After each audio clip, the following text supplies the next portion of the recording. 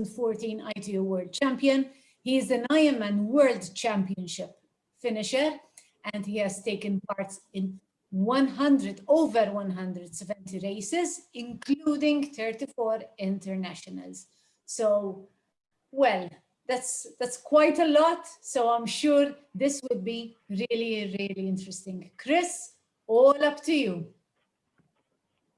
Thank you very much for the lovely welcome. I'm honored to be here, if I'm honest. And like many of you, I'm not really an international athlete. I'm just an amateur athlete who found a sport that eventually I excelled in, and wanted to take it as far as I could to see how good I could become. And it just really snowballed from there. So just a brief sort of intro for my personal side. I run the Marks and Spencer franchise here in Gibraltar in southern Spain, and I'm married. I have 4 children. Their ages vary now from 25 down to 13. Prior to moving out to Gibraltar in 1993, I was working for M&S in the UK, and I really played rugby was my main sport growing up. I went to a private school in the UK, and I did all the sports, but I didn't really excel at any of them. I was good, but I was a long way from being the best. But I was always passionate about sport.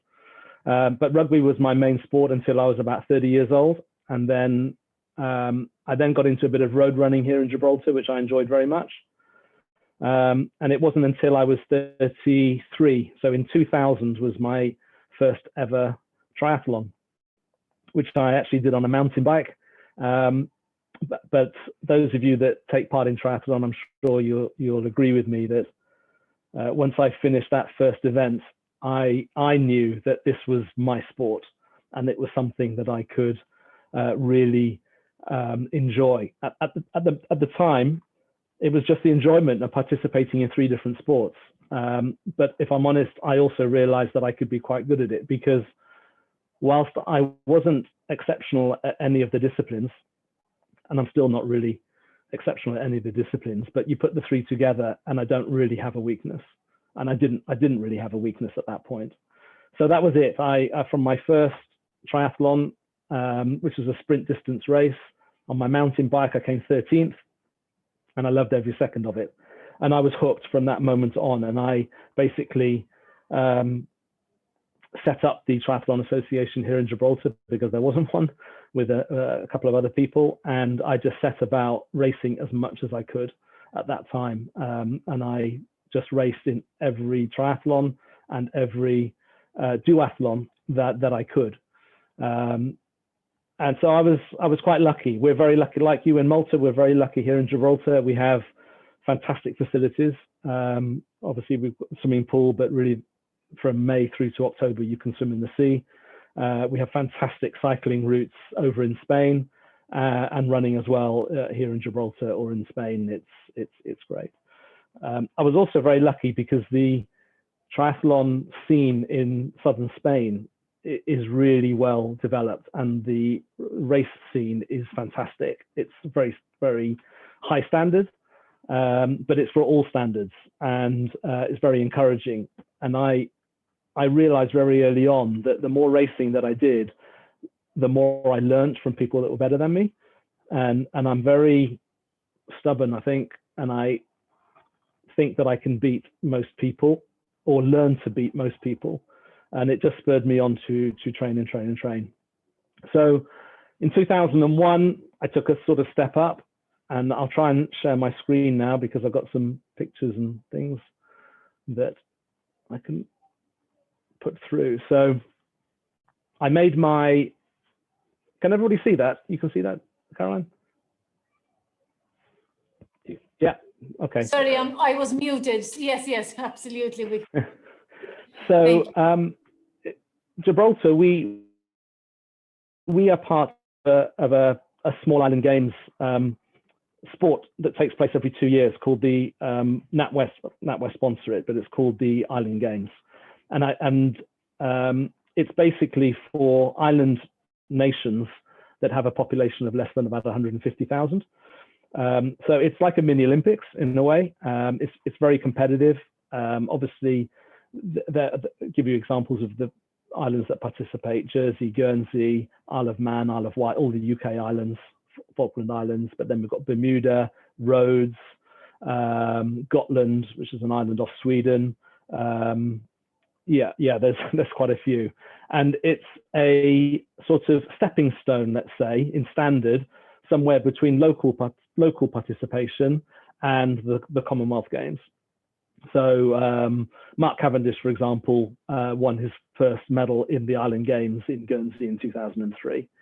So my debut for Gibraltar in triathlon was actually the first time triathlon took place in the Island Games, which was in the Isle of Man. And it was my first ever standard distance race, because I'd only raced in sprint distance up until that point. So you can tell it's about 20 odd years ago just by what we're wearing. It's a bit bright and crop tops and everything else, but it was great. And that was actually in front of Prince Edward, sorry, who opened the games. So that went well for me. I got the chocolate medal, got fourth place. At the time, running was most probably my strength. I ran through quite a lot of the field. Later that year, I did the first ever Ironman branded event in the UK, which was a half Ironman, which was in Llanberis in North Wales. Absolutely freezing cold. I didn't have any socks on, as you can see, and my feet were frozen right the way through for the run. But that sort of got me into the longer distance stuff. And believe it or not, I put my name down in the lottery in those days for the Hawaii Ironman. And by pure chance, I got the slot. So this event in Llanberis, I didn't qualify at Llanberis because I only finished, I can't remember what I said, 91st, I think. So in my age group, I think I was maybe 15th. So I was way off getting a Kona place there. But this ratified my entry into Kona in 2002. But prior to that, we tried to qualify for the 2002 Commonwealth Games, which was held in Manchester. And that was the first ever triathlon in the Commonwealth Games was in Manchester. So to qualify to represent Gibraltar, we had to do a sub 2 hour Olympic distance race. So 3 of us went to Estoril in Portugal, and we managed to take part in a ITU World Cup race, which I had a good race. It was a fast race, and I came out of the water with a 6'4" Estonian who I was able to draft on the bike, because in those it already changed to drafting. So then my run was quite good. So I did quite a good time there of 150, just under 1 hour 55. And that qualified me for the Commonwealth Games in Manchester, which was in 2002, which was a absolutely amazing experience. It was a huge crowd. I didn't have a brilliant race because there weren't that many at my standard, but I think I got in a bike pack with Northern Ireland and 2 Maltese athletes, one of which beat me and one of which I just beat, I think. So that was a great experience. And all of these sort of races were just, I was very fortunate to have been able to take part in a race of such magnitude and in front of so many people. And it was just motivating me to carry on training. So I ended up going to Hawaii later that year in October 2002 to do the Ironman World Championships. And if I'm honest, I look back at that time and I really had no idea about the history of the Ironman and what I was letting myself in for. Prior to going to Kona, I'd not swum more than 2K. I'd not cycled more than 100K, and I'd not run more than a half marathon. So in fact, when I did the Ironman in 2002, it was the first time I'd done any of those distances. And I was just absolutely petrified of not finishing it. So I did take it steady.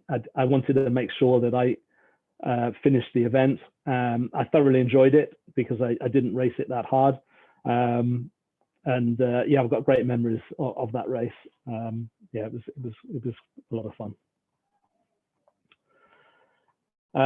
The next Island Games was in Guernsey, and I had really, having got fourth in 2001, I knew that I was capable of getting on the podium. So I think for this was like the first time I'd really stepped up my training and really focused on getting as fit as I possibly could.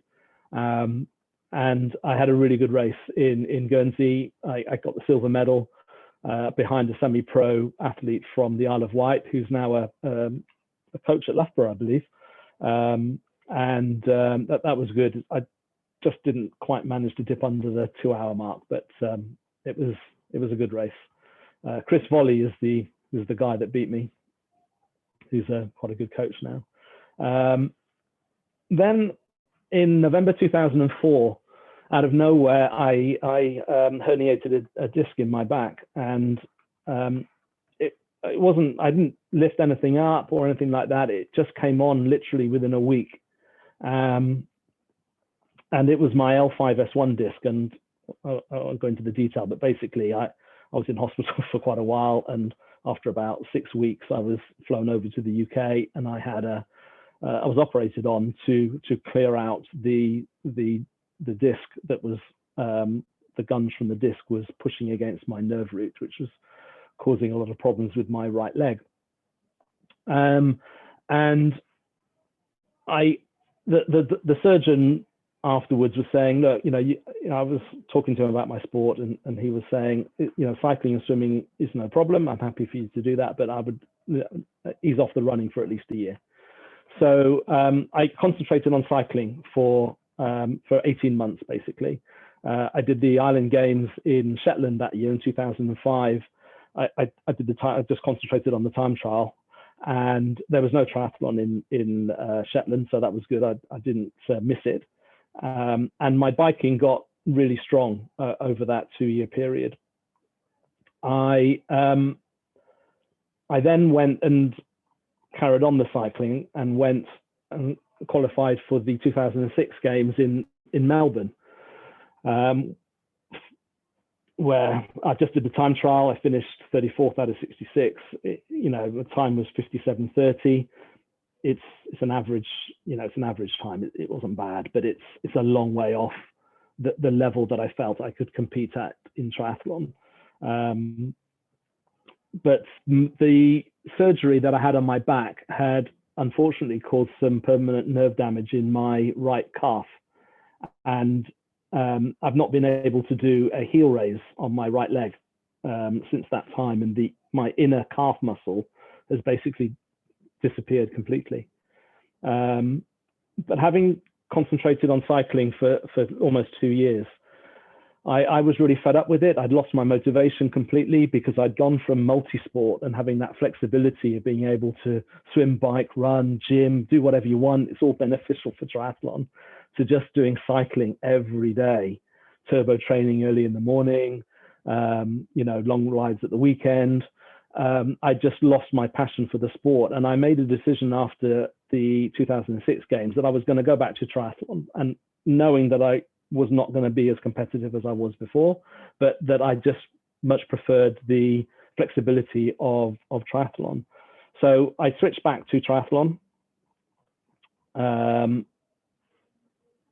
in 2007, and I competed in the Rhodes Island Games, where I finished 5th, which, considering my run was now significantly slower than it was before, I was actually quite pleased with.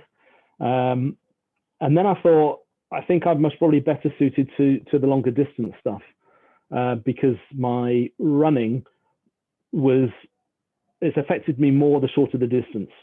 I was unable to, I couldn't sprint, but I could keep up a decent pace for a longer period of time. So I then went back to 70.3, and I raced in the Ironman UK event, which was in Wimbledon, which is a really tough bike course, which suited me perfectly because my cycling was still really strong at that point. And I managed to get second in the 40 to 44, and that qualified me for the 70.3 World Champs, which was in Florida at that time, which was a super fast course, very flat bike, fantastic swim in Clearwater, Florida. The beach was wonderful. And I knew I wasn't going to podium, but I had a really good swim, really good bike, jumped off the bike in second place. And then my half marathon sort of let me down. I was okay for the first sort of eight miles, sort of 15K. And then the wheel sort of fell off a little bit. And I finished 12th. But I went away from there thinking, actually, I think I can get a bit quicker on the running. So I just carried on with this and just built up more and more training. I then had in my head that I reckoned I could get under 10 hours for the Ironman. And also at the back of my mind, because when I did Kona back in 2002, I'd got it from a lottery place. I don't want this to sound unfair or anything, but I just felt a little bit of a fraud, because I can remember when I was flying over to Kona in 2002, when you're in Kona, everyone says to you, where do you qualify? How do you qualify? How did you do it? And you're sort of saying, oh, I got a lottery place. And it's sort of like, it's not second division, because at the end of the day, anyone that competes an Ironman in my book, it's great no matter what the time you do. But I really targeted myself, trying to get there again through a qualification place. So that's what motivated me to do that. And the first thing I wanted to do was get under 10 hours. And I'm only highlighting to you here on the pictures that the ones that were successful. There were many that were not successful. One in particular springs to mind. I did Frankfurt, and I was chasing a Kona slot, and I just blew at 30 kilometers, and it took me 12 minutes to cover 1 kilometer. I was that bad. So what you're seeing here and what I'm highlighting are the good bits. So I did the Ironman distance race in Nottingham, and it's called the Outlaw Triathlon. It's a fantastic event, really good value for money, proper Ironman distance race. And I had a great race. I held my marathon. I ran, I think, a 3:45 or something there, and comfortably came under the 10-hour mark. So once I'd done that, I thought, okay, I just need to now get my running a little bit better. I changed my running style because of the injury that I had on my calf, to much more of a flat strike, and trying not to heel strike as much, just to become as efficient as I could on the run. And I was started to get faster at it. In the 2010 Commonwealth Games, there was no triathlon, so I didn't target that, but I did target the road race and the time trial. The road race was an experience. It was super tough, and I was way out of my league, if I'm honest, just completely out of my league. I held on to like the front group for like 1 lap out of 13, and then I was blown out the back. And for about the next 100 kilometers, I was cycling with a very small group, and yeah, it was a good experience, but it put me in my place, and I knew that cycling was not something that I was going to excel at. I did Lanzarote in 2011, planning to go back there in 2012 when I was 45 to qualify for Hawaii. Again, I didn't have a good race. I went too hard on the bike. I had a fantastic swim. I think I came out of the water in 21st place overall, and I thought I was like a pro, and I cycled the first 100 kilometers thinking I was really good. And yeah, I died on the last bit of the bike, and I struggled on the run. But all of this was learning. You know, I learned lots of things in these events. But in 2012, I targeted the European champs in Frankfurt, and I had a fantastic race. I look back on this as one of my best ever races. I had a great swim, and I was very conservative on the bike, but I came in with a good bike time, just over 5 hours. And then I ran a 3:27 marathon. And, you know, with 5K to go, I knew I'd got a qualification slot. I didn't even have to wait for the roll down. I knew I was in the top 5 of my age group, and it was just the most wonderful 5 kilometers I think I've ever run in my life. Yeah, I was absolutely delighted with that performance, and really chuffed, as you can see, across the finish line. So I then went later that year to Hawaii again, this time as a qualified athlete. I didn't have a great race. I didn't have a good swim. I swallowed a lot of water. I pushed through it. I was hoping to go sub 10 hours, but the course got the better of me again. And but again, I thoroughly enjoyed it this time. I really soaked in the atmosphere, the marathon. I don't know if any guys on the call have done Kona. It is as good as people say. It is worth the sacrifices that you make in training if you've got a chance of getting there. And if not, put your name in the lottery, whatever chance you can get there, because the marathon in particular, it's brutal, but it's beautifully brutal. Yeah, it's a wonderful event. Then I went back to Olympic distance because we targeted the 2013 Island Games in Bermuda. We targeted it as a team, actually, because in the Island Games, there's the individual event and there's also a team event where the first 3 finishers from each island, their times are added together to determine the winners. And in Bermuda, we got it and we won gold. I came 4th. I should have got 3rd. I didn't run as well as I should have done, but I was delighted with the gold in the team event, and that's the team that we took. As you can see, it's a great place to race. And then I had actually done the ITU World Champs in 2007, which was in Hamburg. And I came away from there really disappointed because I didn't race particularly well, but also because of the racing. It's supposed to be non-drafting, but they allowed so many people on the course at the same time that there were just huge packs of cyclists going around everywhere. And in 2007, my bike was super strong. So basically, I was just overtaking people, and then they were just drafting me for the whole of the bike. And all the guys that beat me, they just drafted me on the bike, and then they overtook me, or all of them overtook me on the run. And I sort of lost. I wasn't that motivated to do any ITU events, but because it was in London, I thought, I'll give it another go. So I did the World Championships in London, and I was able to enter for both events. So the sprint was first, and then the standard distance was 2 days later. And in the sprint event, I just decided, right, I'm just going to go flat out. And they had split the start. There were so many people racing that they had split my age group, which was 45, 49, into 2 starts. So I came out of the water in first. I hammered the bike as hard as I could, and no one overtook me. And then I ran my heart out, and no one overtook me on the run. So I knew I'd won my particular group, but I was aware that there was another group. So I did race it as a time trial, but unfortunately, a guy in the other group beat me by 13 seconds. So I ended up with silver. But I was over the moon with it, to be honest, because I'd proven to myself that I could actually be really competitive in my age group at sprint distance. I raced the Olympic distance 2 days later, but because it was so cold, the organizers cut the swim by half, so it was only a 750 swim. And by this time, my swim had most probably become my strongest element of the 3 disciplines. So I think I finished 13th in the standard distance. So that time of 1:55.11 isn't because I was that fast; it was because the swim was 750 meters. But you can see the picture on the left. Yeah, I tend to give everything in.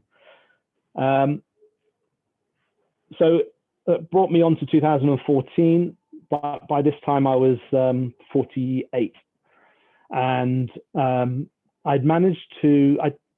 I knew I could most probably qualify for the Commonwealth Games, but I didn't want to go unless I qualified the fastest out of the Gibraltar contingent, which I did, because there's always this question about age, and 48 going to the Commonwealth Games in triathlon, you know, and I was a little bit concerned about how that was going to be perceived. But so I said, look, if I can qualify the fastest, then I'll take my place. And I'd always thought in the Commonwealth Games that what I wanted people to think was that if any of like the audience that I'm talking to now, you guys that race amateur in triathlon, if you're watching the Commonwealth Games and you see me there racing and you look at my times, and I would just like it to be, yeah, I can see why the guy's there. Not that you're going to be in the top group or anything, but that you would recognize that the performance is of a reasonable standard, that you can see why the person is racing there. So the games in Glasgow, I was very fortunate that I got selected to lead the team out in Glasgow, which for me was the greatest sporting experience I've ever had. The triathlon in Glasgow was Olympic distance. It was supposed to be a wetsuit swim because it's in Scotland, but there was a heat wave there, and on the day, the lake that we were swimming in, it wasn't that deep, so the temperature went up, so it ended up being a non-wetsuit swim. The bike course was, I can't remember if it was 4 or 5 laps. I think it was maybe 5 laps, and the lapping rule was in force in 2014, which means that basically if you get lapped on the bike by the front group, you're going to get pulled out. And because it's the Commonwealth Games and because the TV audience is huge, we were told before the race that basically once the lead group get within a kilometer of you, you're going to get pulled out from the race, because they couldn't risk the lead group getting caught up with an athlete slowing down and still being on the course with their bike, and it was too risky. So for us amateurs, and there were a few of us there, that I think there was someone, I think Malta had an athlete there, but we had Isle of Man, we had some from athletes from the developing nations, there was Jersey, I think there was Guernsey. We were really at risk of getting caught on the bike because Alistair and Johnny were on really good form. And I don't know if you guys can remember the race, but they just took it out 100% from the go. And they basically, it was the two of them with Schoeman and a young Scottish athlete broke right out from the swim, and they just hammered it on the bike. So basically, the Commonwealth Games in 2014 became a swim and a 30-kilometer bike, just flat out, to make sure that you didn't get caught on the bike. And that's what it became. And I came out of the swim by myself, and there was an Isle of Man athlete and another Gibraltar athlete literally only 10 seconds behind me. I started off on the bike, and I just went, as I always do, 100%, thinking that I'm not going to wait for the guys behind me. There's two of them, they should catch me, and then we can work as a three group. As it turned out, they never caught me. And on the 4th lap, they got pulled just before they entered their last lap. And I was the only amateur to not get lapped by the Brownlees and not get pulled from the race. So it meant that basically I could sort of relax a bit and enjoy it. And I did. I had a wonderful race. The crowd were absolutely amazing. That's me going through with the bell, with the fist pump, because I knew I'd made it without getting lapped, and I knew I was going to finish the race. The crowd were just, you can see it, the crowd was just absolutely incredible to me. I loved every second of it, and they gave me so much support, and it was brilliant. So I came back from Glasgow on such a high, and I went and did the World Championships in Edmonton in September of that year. So the Commonwealth Games was in late July, and in September I went to Edmonton. To be honest, I wasn't going to go. I was exhausted after Glasgow, but I went. I didn't actually realize the form that I was in at the time. But I did the sprint distance, I think on the Friday, I had a great race, had a sprint finish with the Mexican ex-pro, Charlie Probert, and I just got the better of him. And so I won silver in the sprint distance. And then on the Sunday, I raced in the standard distance, and I had a really good race, came out of the water, I think in second. And on the 40K bike, about halfway through the bike, there were about 4 of us, I think, within distance of one another, because there were quite a few dead turns, so you could see where you were. But I just took, sorry. Can I just interrupt you? Because regarding this, Warren had a very interesting question. So how do you switch between the short distance triathlon and the long distance triathlon and keep the level high? You know, I wish I could give you the answer. I don't know, because I've just been able to do it. I don't know what it is. Obviously, the training for the longer distance stuff is much more aerobic and longer, easier. It's easier on the body, less recovery. You can train consistently over a longer period of time. But I found that the longer distance stuff gave me such a good base with which I could then use that base to race well at sprint and Olympic distance. I think where I have the advantage is that most of the racing that I do in Spain, and I was racing most probably every other week from May through till September. August, it gets a bit hot, so there's maybe not so many races there, but I was probably racing every 2 weeks. And I used the races as my anaerobic workout. And all of the training that I would do in between, I was using as either recovery or just building up my aerobic capacity. And because I'm a good swimmer, I've always used the swim as like my daily massage, if you see what I mean. The swimming for me was never draining me physically. That is really interesting. In fact, another really interesting question is, how do you keep motivated in a small country? Well, you have the advantage of being right next to Spain, but with Malta, it's very difficult. Yeah, and it was something that I really struggled with the cycling, because I couldn't race. So there were no races for me to do in cycling. And I was just training every day just to maybe do the odd time trial. And it was the same group of people. And, you know, if you really want to excel, you've got to go out of your local community to see people that are a different level to you and learn from them and put yourself into a much stronger field of competitive caliber. And in triathlon, we are so lucky here because we can do that with Spain. And that's why I was able to race every 2 weeks and really get good at it. But, you know, if you go back to Edmonton, I won the gold in Edmonton because of my transitions, because the guy that came second is a guy called Doug Clark. And I knew he was a 35-minute 10K runner. But I knew that my swim was a lot better than him, and you can see in the results. But I think I beat him by 15 seconds in the end because he was chasing me like crazy. And you can imagine what my last kilometer was like, knowing this guy was behind me and knowing that I had a chance of winning the World Championship. So I was like absolutely running as if my life depended on it.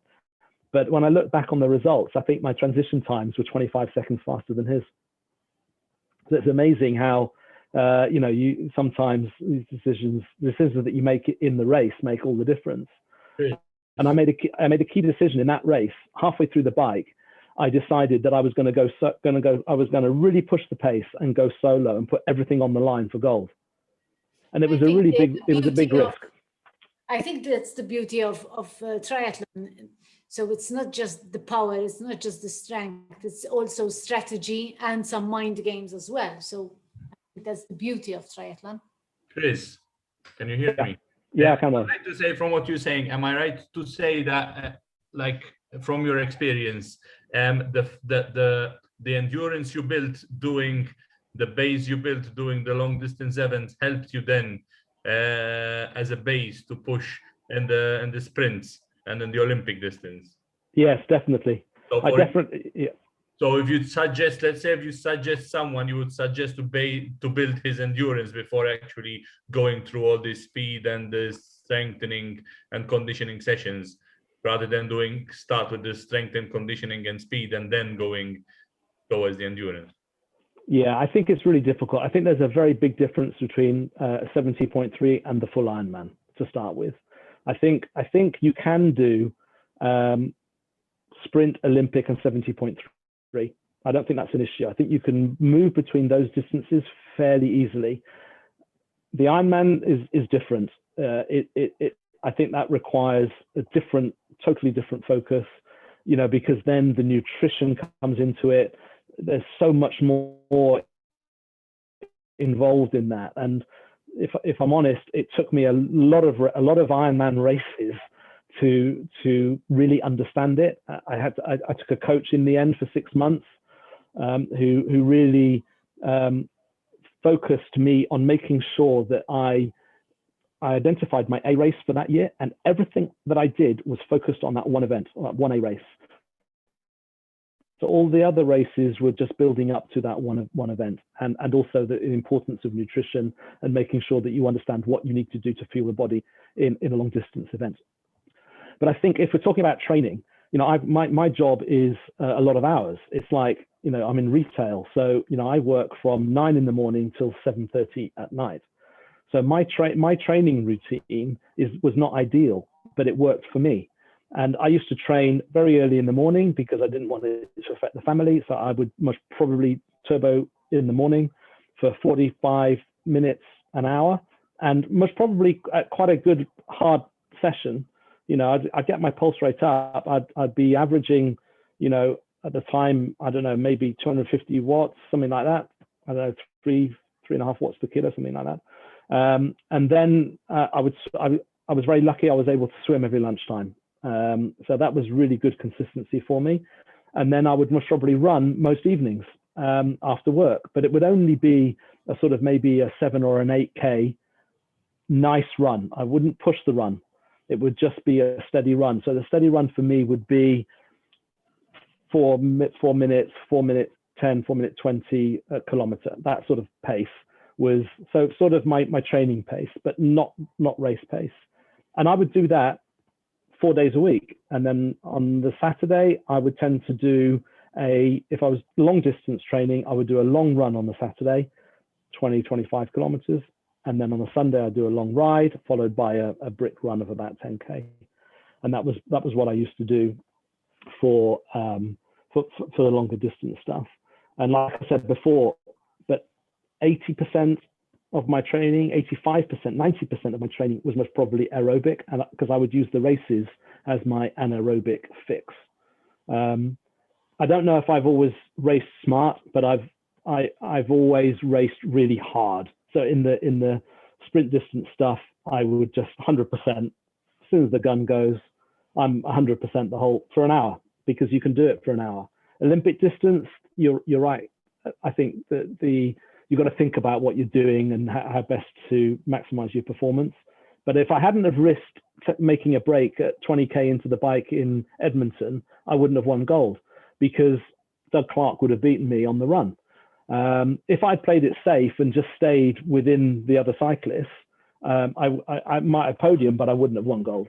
And I think the confidence that I had from winning silver a couple of days before gave me the confidence to risk that and go for it. And yeah, I mean, the best feeling I had afterwards was with Doug and Carlos, both of them. They were saying to me, because they both raced professional in their days. Doug Clark actually won Kona in his age group for the USA and was a multiple USA age group champion. And both of them came and said, did you used to race professionally? And that for me was great, because it really made my day.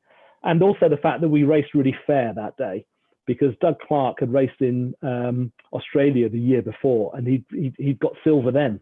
But there was a massive pack drafting on the bike. And Doug could see me on the bike because he wasn't that far behind. And he was very complimentary and said, look, I'm really pleased because I know that you raced 100% fair. So that was really good as well. So there you go. That's what it meant. I really did explode when I reached the finish line. It was the most wonderful experience.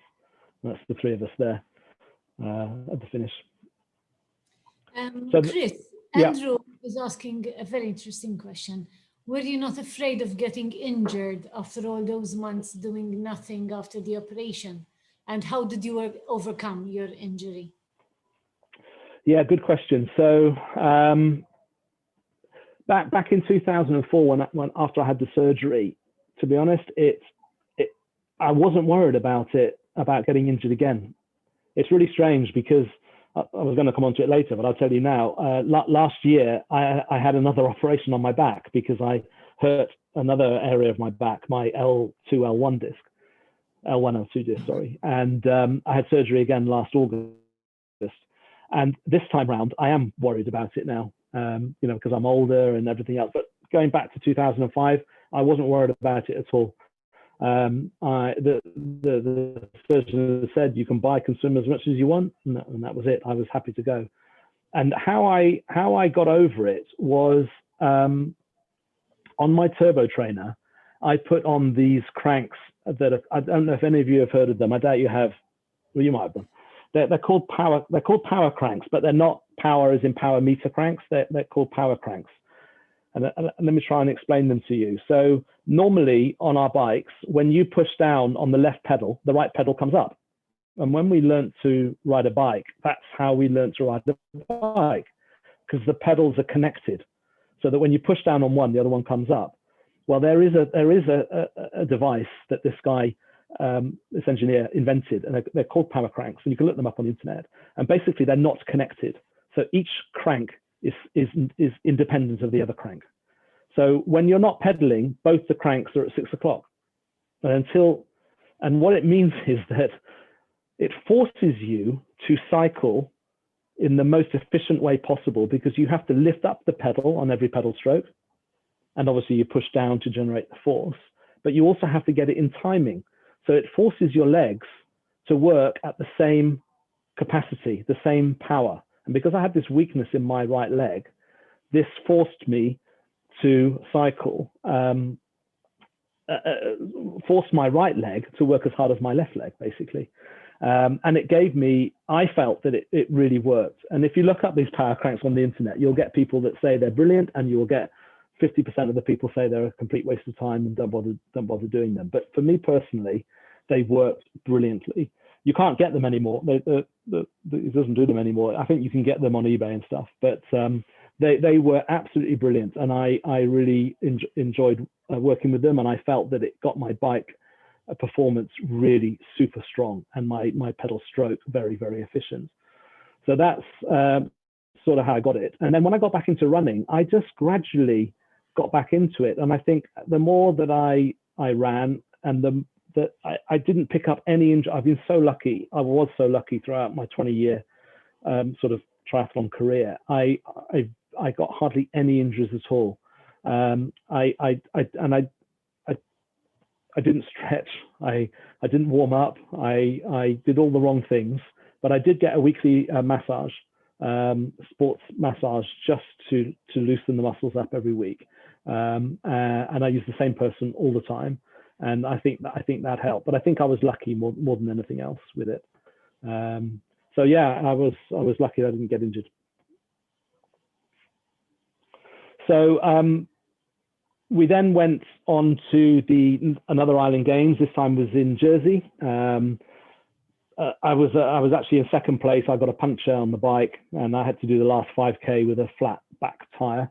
So I dropped down, but I ran back up into fifth place, and we got bronze in the team event. Change of bike. I then went to Chicago, and I got bronze in the sprint event in Chicago, which I enjoyed. Again, in the standard distance, believe it or not, my age group was the last one to go, and one of the boys came loose, so they cut the swim short to 750 meters. So again, that spoilt my chances in Chicago in the standard distance event. But I got my bronze in the sprint, so I wasn't too disappointed. Yeah, that was the sprint distance, because again there were two starts, so you didn't know how you were going to do. I think I came second in my in my start, and therefore there was one guy that was faster in the other event, but I treated it as like a time trial. These are two top guys in my age group. Fred Tete, he actually races for Tahiti sometimes, which he did there, but he also races for France. And Zaglinski, Greg Zaglinski, he's an ex-pro, races for Poland, but he's actually based in California, and we've had some really good battles. I think I beat him in London,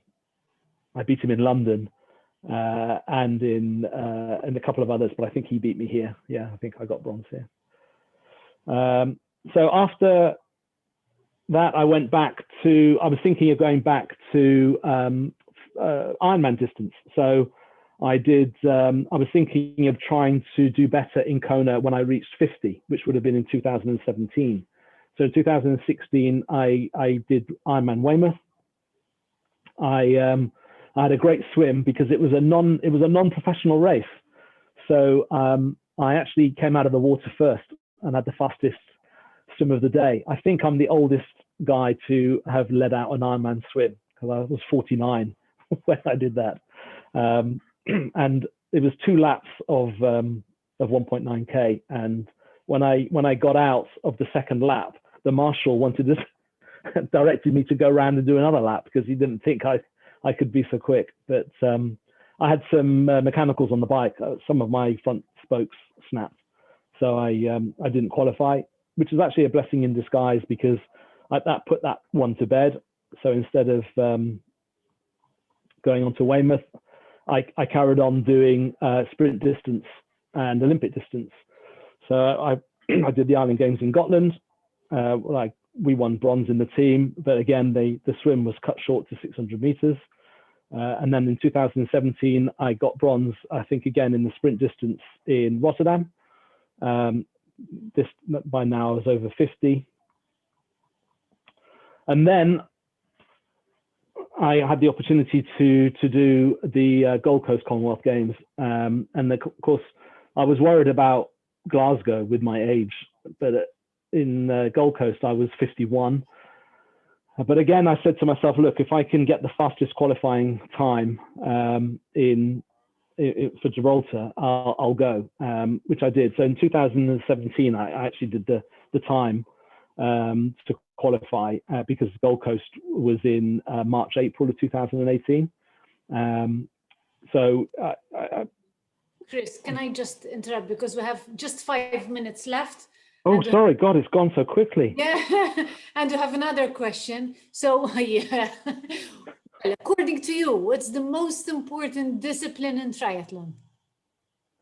Oh, that's a good question. So, in draft legal, it's the swim, because if you don't get out of the water with the front group, you're pretty well not going to be in the event. So, if you're doing draft legal sprints or Olympic, the swim has to be a good standard. On an Ironman, my advice would be that if you take the swim and the bike as a warm-up for the marathon, you're going to do well in the Ironman. The mistake that I've seen and I've made it, and so many people make it, is they go out too hard on the bike, and they haven't got enough left for the run. You need to get yourself to such a good standard, such a fitness level, that you can do the bike without it affecting your run. Now, it all depends on how well you can do the bike, and a good bike time could be 6 hours, great. But make sure that you get off that bike knowing that you can deliver a consistent run where you are clicking off your kilometers at the same kilometer pace for almost all of them. And I say it as if it's really easy to do, but we all know it's like so difficult. But my advice is to get yourself to such a standard whereby the swim and the bike is the warm up for the run. And then you will maximize your time on an Ironman, whatever that time may be. And like I said, I have respect for anybody that does the Ironman, whatever time they do. It is different if you're racing for a Kona slot and you like race the Ironman. It puts that extra pressure on you, because then you have to be competitive, and that's when you may put too much effort in at some area of the race. But that's just a risk you've got to take if you want to get to Kona. And the other advice for Kona is always go to the awards, because you never know how far down the slot runs. And I've been to some, in fact, in Frankfurt, in one of them, it rolled down to 50th place in one of the age groups, because people just don't bother going because they think the places are going to be snapped up. So you never know. It's always worth going, because they run it down until someone puts their hand up and says, I'll take it. Yes, sorry about that. Yeah, anyone else who wants to ask any questions to round off, just please write on the chat or just unmute yourself. And it's all up to you, Chris. Yeah, look, I'm welcome. Shout out anybody. I mean, like I said, for me, I'm just your average Joe working with a family who's just found the sport that they fell in love with. And I just took the mantra that, I can't remember who said it, but somebody said, you can only find out how far you can go if you risk going too far. And my racing career, I think, has been to that. If you don't risk pushing yourself over what you think is the limit, you're never going to find out how far you can go. And it took me a couple of times where I went too far, and it hurt me, where I didn't, where I blew on the run or whatever, but at least you knew what your limit was, which you can then take forward into your next event. So, yeah, Joe just said, well, you have motivated him because he has the same kind of injury. So it's brilliant to hear from someone else who has that kind of injury. So, Joe, just feel free to unmute yourself if you want to have a chat with Chris.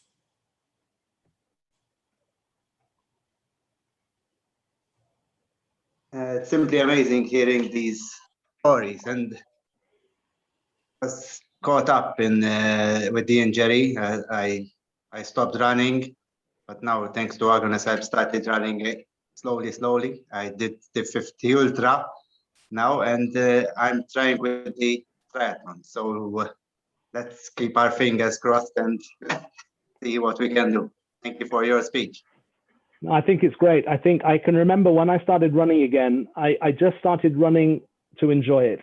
And as I started to run a little bit more and I started to race a little bit more, every time you do it, it gives you more confidence to push, because you get a bit more confidence. I can remember running the first time, and every little niggle that you get in the back, you're thinking, oh my God, I'm going to hurt myself again.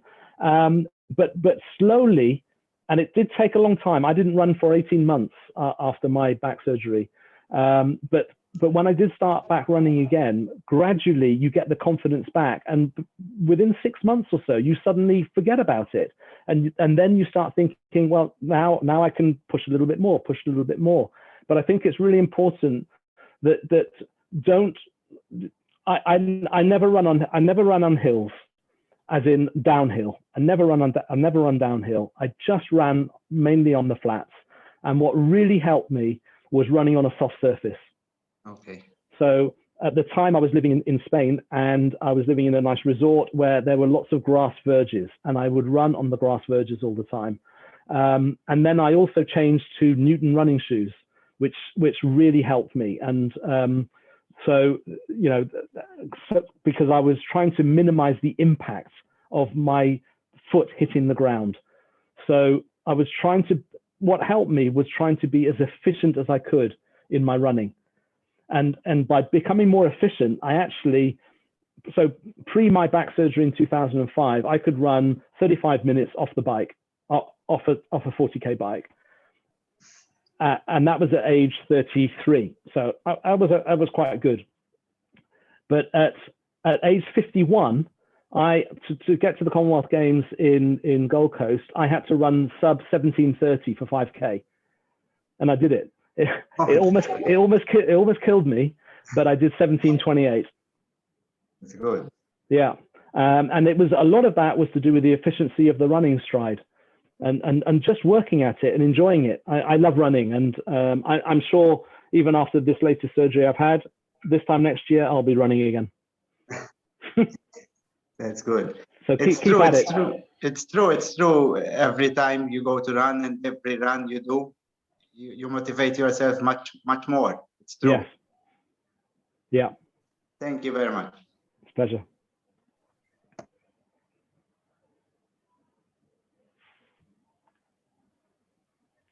You're on mute. Thank you That's it. so much for sharing all that with us. It's so motivating for many of us who have had some injuries. Well, I think most of us who have done some kind of sports have gone through injuries, and it's also motivating because you get better with age. Yes, it's true. I mean, for me personally, I would say up to 49, I was improving. I was still improving. I've got to say that over the last 2 years, 3 years, 4 years, it's definitely, my performance level has definitely come down. But I felt that I was still really competitive with all age groups. I was still winning races overall in Spain when I was 49. And I was lucky to do that. So nowadays, age is definitely not a barrier. Keep going, keep socking it to the younger ones. Thank you so much. Anyone else who wants to just ask a very, very quick question? Tell me what. Chris, just a quick question, because I know you as an athlete, you give a lot of importance to the ITU and ETU races. In Malta particularly, we're sort of only moving to a lot of athletes kind of move to the Ironman brand races more than anything. And I know you have a special place in your heart for ITU races as well. How does it feel when you race ITU races? So what's the message at being the difference between being in an Iron brand race and in an ITU World Championship, age group World Championship, which really everyone can take part? Yeah, it's a really good question, Warren. I think that the ITU races, I don't think they offer particularly good value for money. They're very expensive. They're expensive to get to. They're expensive to enter. But then you could say the same for Ironman, to be honest. They're all really expensive. The ITU races, they are very competitive depending on where they are. And really, they've now widened it so that there are lots of different events going on now. The gold, I suppose, the pinnacle event is still the standard distance triathlon because it's non-drafting. So in those events, it's still really good.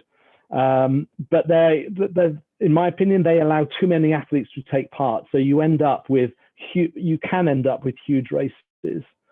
So I think it's a case of choosing where you race carefully to make sure that you get a good race. So Canada, Edmonton was fantastic, and it's again there this year. London was very good, and Rotterdam was good, but it was sprint distance, so it was draft legal. So that was okay.